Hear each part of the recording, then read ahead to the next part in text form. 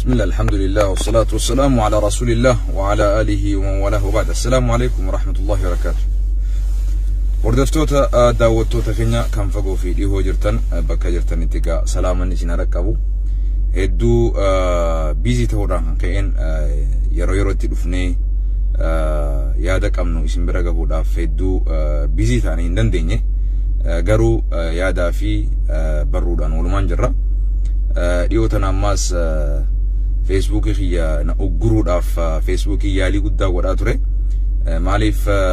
وابو ده كرتجة شوداف قويا صدم يفسي أجريت الرين عنجان ويل أجريت سنانين فردو جيتين اتبريسه دين قويا لما بودا وانسلا قويا صدم اتنا أجرانسان إلال شخيا في الجنو أبوتيس إيجا إبسينيف بودت أكاسيتيغا وانسلا اتيادا أقرو داف ويا صدامي فيسبوكي لايف أكان سيانو هندن دين سعاد الدمي أفرف نأقراني تران ماليف وابو ديگر تتكامو واني إساني فوتو إساني شير غوتا قربا Balesitani ni betan Jafar Yusuf kan kene ajuru barru inni barreesse takkaammoo foto inni maxxanse waliin waa'ee obooti wal qabate sharing wala jechu share goonaan saadi demi afurif na ogurani akkan barruun baratakka barreessuun dandeenye akkan share godhuun dandeenye na godhan jechu eegasoota mas guyyaa 30f live akka seentees ilaaluun dandeenye akkan dubbanne si gurraan anjaan akkas yaa jeetin itti barreesse murtii teessaniin ani ittin qofne murtiin teessan murtii sirriitii miti murtii haqaatii miti waboon waan balleessin qabu jennee itti barreessuudhaan waan guyyaa 30 san akkasitti dhiifama gaafatanii uggurrirraa na kaasan arra amma yeroo jalqabaatiif eega na ugguran guyyaa meeqama guyyaa 5 kana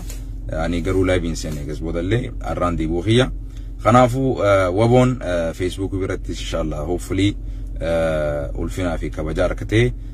akkuma dhaabbilee birattillee wannin Facebookin karratti waa'ee isaanii dubbatu facaasu illee dandeenye jeetiin amana inshallah kana boodallee duraan guyyaa 30 si uguranaan jaan irraa deebi'anii dhiifama gaafatan waboon waan balleessin qabu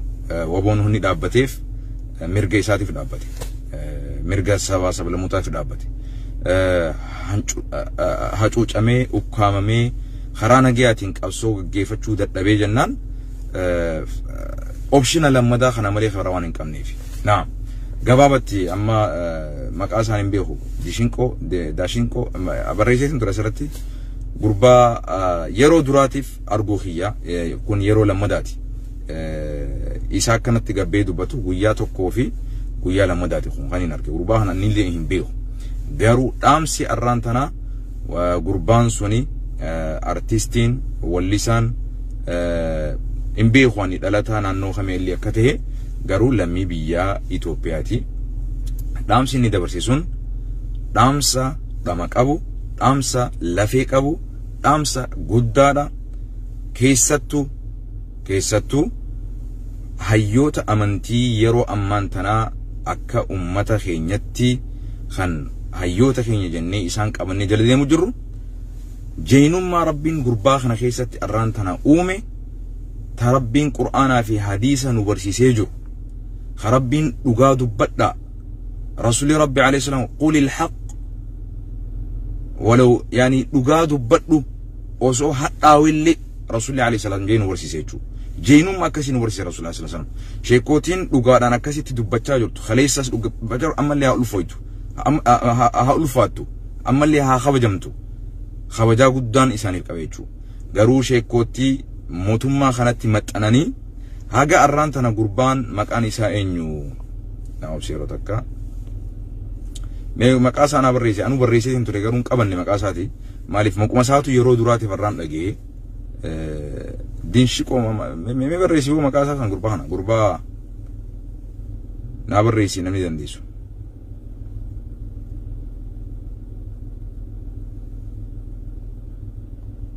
مكان سانا بريسين جبو أفهم ورا ربين لكي قربا أرانتنا سينا دلقي خانا تاركودا دي شتا dishixaa ginaa jeenummaa irra dishixaa jinaa siyaasaaf taate beekan murtummaan ergate haa ta'u fedhu abiyyiin isaa ergatu fedhu if bakka bu'ee ummata Itoophiyaa bakka bu'ee haa dubbatu irra dishixaan dhaamsi ni dhaame sun ka siyaasaa fedhu haa ta'u fedhu ka amantii haa ta'u fedhu waan fedhe haa ta'u dhaamsi inni irra dubbate sun dhaamsa dhugaa rabbii birattillee rasul birattillee alayhi salatu wassalaam fudhatama qabu dhaamsa rabbii fi rasulilleen kaleessanuu dhaaman walin ajjeesina walin balleessina walin saamina obboleessi hin ganin obboleessi hin nyaatin je'ee rabbii fi rasulilleen kaleessanuu dhaame jechuudha kana rasulli alayhi salatu wassalaam man ra'a minkum munkaran falyughayyirhu biyadihi namni badii takka ajjechaa takka zulmii takka dogoggora takka agartan yoo qaama mootummaa keessa jiraatanii humna qabaattan waan san harka keessaniin badii san dhaabsisaa jechuu namni dandeettiitti qabdan namni humnatti qabdan jechuu yoo hin dandeenye man ra'a minkum munkaran falyughayyirhu biyadihi fa in lam yastati fa bilisani yoo hin dandeenye arraba isaatiin jecha bareedaadhaan badii zulmi ajjecha midha dhaabu waan rabbiin hin jaalanne waan rasuul hin jaalanne waan addunyaa fi akhiratti illee nama hin baasne waan fokkotaa hunda dhaabbattee afaan keetiin dhaabbattee nama san badiirraa qabudha jechuudha. Gurbaan kun har'a dhaamsa abbootii amantii irratti dirqama godhame jechuudha. Dhaamsa bakka isaanii bu'ee dubbatera gurbaan kun. Maal jeemoo wanni garaana nyaate tokko wanti bakka sagadatti bakka amantiitti mana masjidatti beeta kiristaanatti abbootii amantiitirraa kan muslimaatis kan protestaatis kan kiristaanaatirraa wanti barumsi isaan nu barsiisan kan hin fayyadin arra sirbuudhaan wanniin isin fayyadu hin jiru arra wallistoonni wanni addatti isinii uumanii isin gorsan hin jiru namni amantiidhaan hin gorfamin namni sheekaan hin gorfamin namni qeesiin hin gorfamin namni gartee hayyoota amantiitiin hin gorfamin namni amantii isaatiin akka amantiitti hin gorfamin sirbaa tokkorraa wanni inni gorfame addatti inni fidu hin jiru namni amantii isaarraa hin gorfamin namni amantii isaa baratee hubatee hin gorfamin wanni wallisaan addatti isa gorsee sirbaan isa amansiisee sirbaan isa qaceelchu hin jiru jedhuba maal jechuun nuti sirbitoonni jechuu isaati warri sirbu amantii gadi malee amantii olii miti ol aantummaan hoggayyuu tan amantiiti jechuudha rabbii fi rasul sallallahu alayhi wasallam namni gorsa isaan fudhatiin gorsa nama sirbuutillee wanni fudhatuuf hin jiru jechuudha gabaabatti geerarsi naaf gihee jira hin geeraru arra geeraraaf hin dhufne kana keessattuu dhaamsa ummata oromootiif guddaan an qabutu jira jechuudha obboleesso yeroo gaddaatis ni sirbina yeroo gammachuutis ni sirbina yeroo taaziyaatis ni sirbina namaatu nurraa ajjeefame nuti wal yaamnee sirbina oromiyaa fi suudii arabiyaa keessatti ummanni keenya beelaan dhumaa hidhamaa ajjeefamaa jira nuti immoo konsertii adda addaa isteet adda irratti uumaa jirra xiqqollee rahmatan qabnu obboleessu maal taatan namni tokko wal gargaaruudhaaf sirbamuu qaba artistii tokko gartee maatii isaa gargaaruudhaaf rakkoo isaa sirbamuu qaba yoom sirba keessaa baana yoom boo'icha keessaa baana oromoon bilisoomuudhaaf duraan dursee sirbaa fi waywaataa fi boo'icha keessaa bahuu qaba boo'ichaa fi sirba keessaa bahuu qaba gurbaan arra waan dhiise hin qabu hayyoota amantiitiif dhaamsa guddaa artistiidhaaf dhaamsa guddaa artistii keessattuu garaa isaatiif bitamee dhugaadhaaf butamuu dhiisee garaadhaaf butame arraan tana kana keessaa dhaamsa guddaa fudhadha jarana inninis biyyuma isaan keessa jiraachuu jira gurbaan kun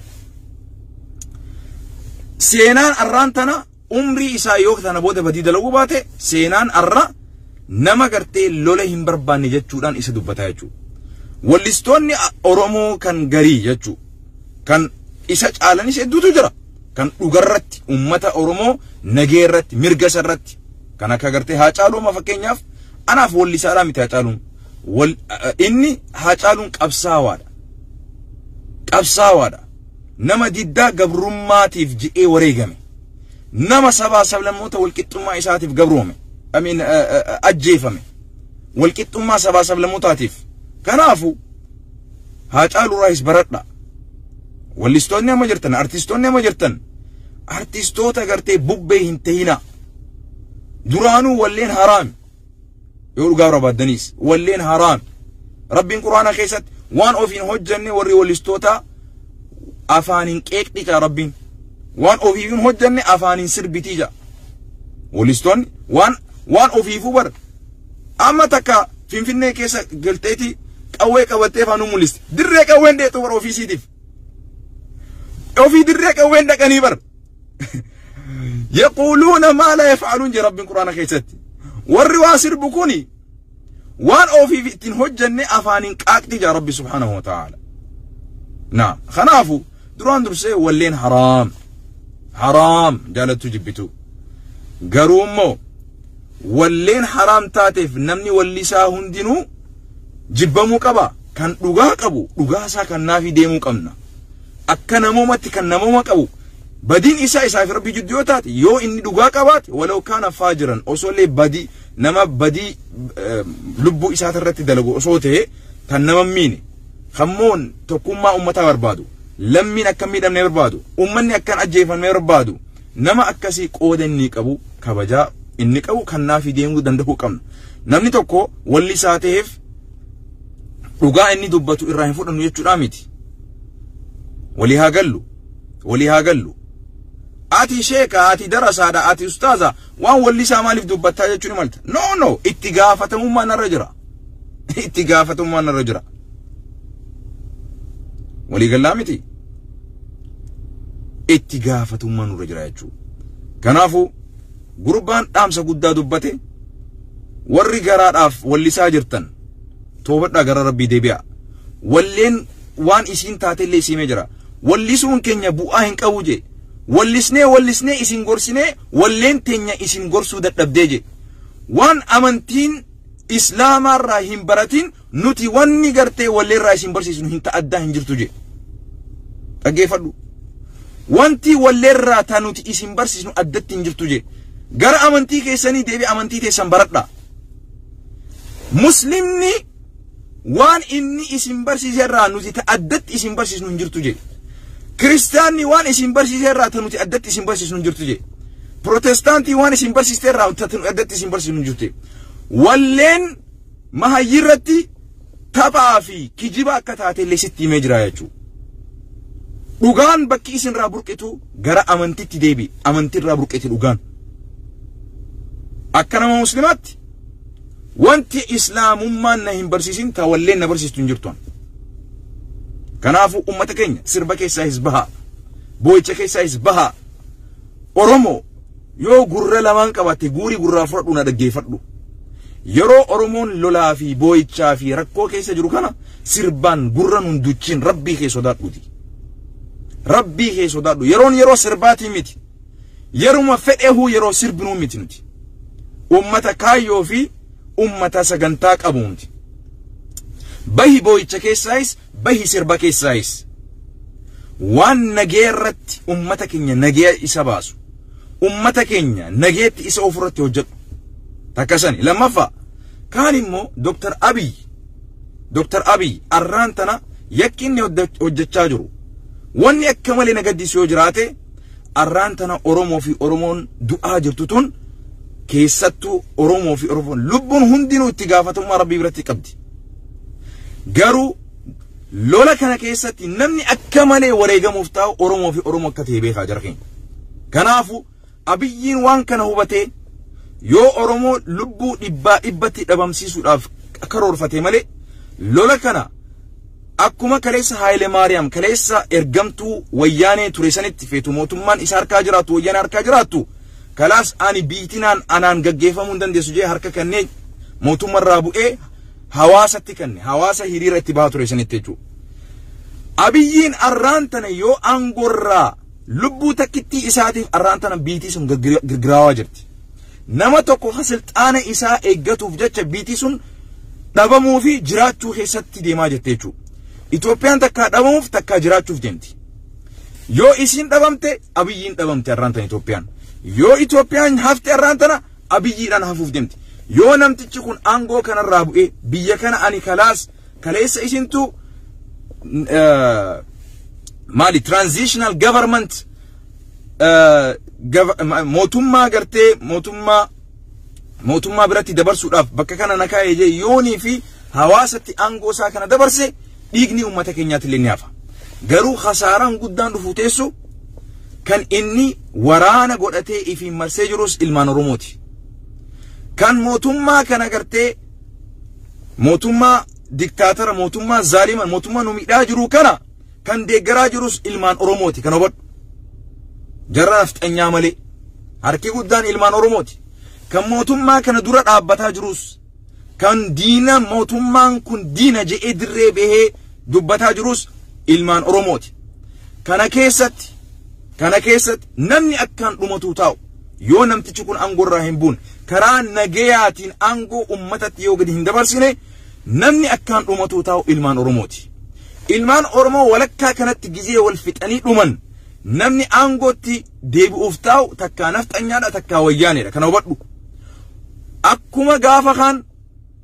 gaafa kan ABO'n gar lamatti baatee ilmaan Oromoo wal dhawitee wal ajjeestee wayyaaneen aangootti gad deebite. Aangoo fudhatte san mootummaan kun immaa wayyaaneen immaa nafxanyaan ilmaan Oromoo jidduutti qumaara taphattee jarri lamaanuu qumaara taphatanii ilmaan Oromoo akkaan keessatti dhumanii namni aangootti dhufu takkaa wayyaane takkaa nafxanyaadha ta'uu deema. Oromoon kana keessatti bu'aan isin argachuu deemtu dhiiga wal baasuu wal ajjeesuu wal awwaaluu qofa malee kasaaraa yoo taate malee tirfin argatuuf deemtu hin jiru. Lolaan wanni moohannu hin jiru. Wanni mootummaa kanaadhaan yoo jiraate lolaanis mohachuuf hin deemu. Lola kana keessatti warri dhugaaf lolaa jiru ni mohata garuu immoo khasaaraa guddaan argamtu ilmi namaa akka bineensatti keessatti dhumuudha. Kanaafuu kana hin barbaannu. Namtichi kun yoo fayyaa qabate abiyyiin aangoo gallakkisee hawaasatti gad deebisu.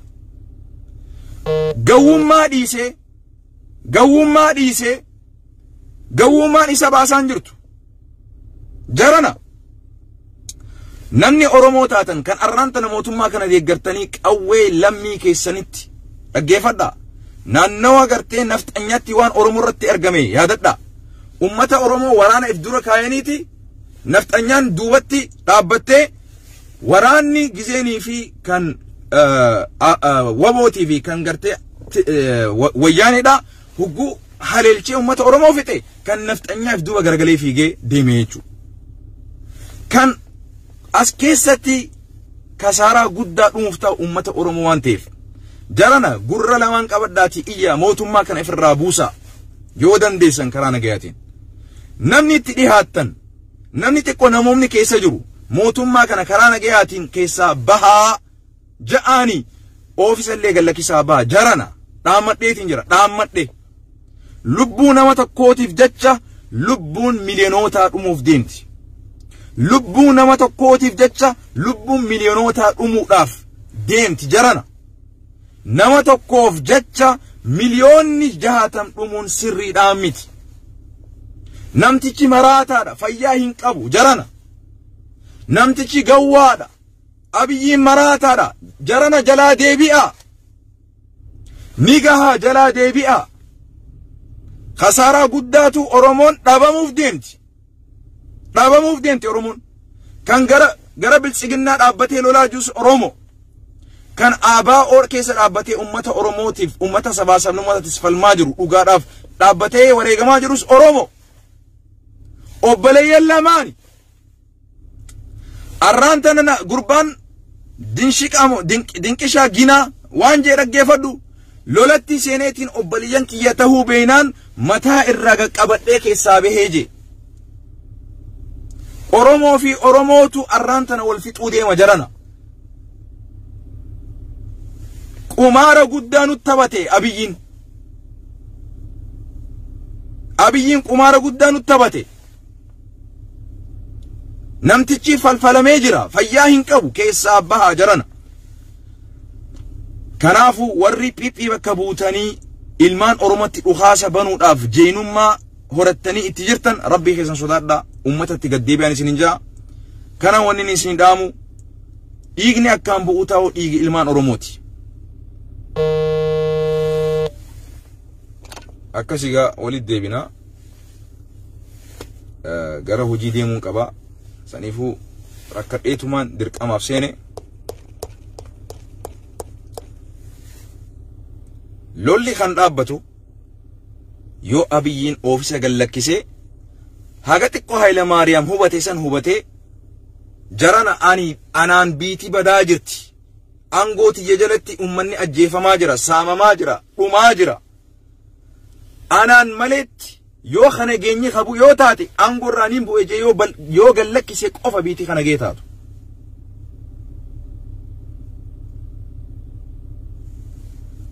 Dhaamadheegaa ana sumaratti hin gabaabsadha. Rabbiin biyya keenya nageen haa baasu.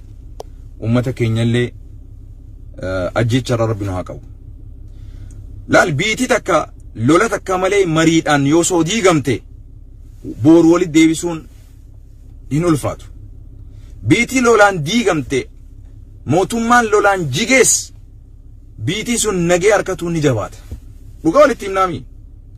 Lolaan wanni gartee argamu waan hedduu laafaadhaan miti jara keenya. Laafaadhaan miti. Lubbuu nama 90tu dhumuu deema. Siyaasa takkittii tanaaf jecha jechuudha. Kursii aangootiif jecha jechuudha. Jiraadhu ganaaf nageenya jiraadhu. Assalaamu alaikum.